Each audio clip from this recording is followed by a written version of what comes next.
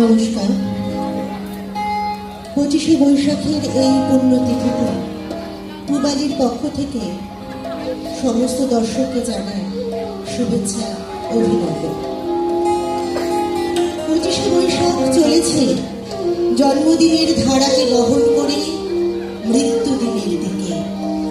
সেই চলতি আসনের ওপর বসে কোন কারিগর নাচছে ছোট ছোট জন্ম মৃত্যুর সীমানায় নানা রবীন্দ্রনাথের একখানা মালা।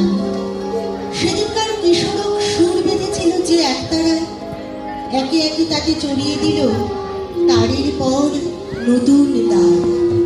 তরুণ যৌবনের বাউল সুর বেঁধে নিল আপন একতারাতে, ডেকে বেড়ালো নিরুদ্দেশ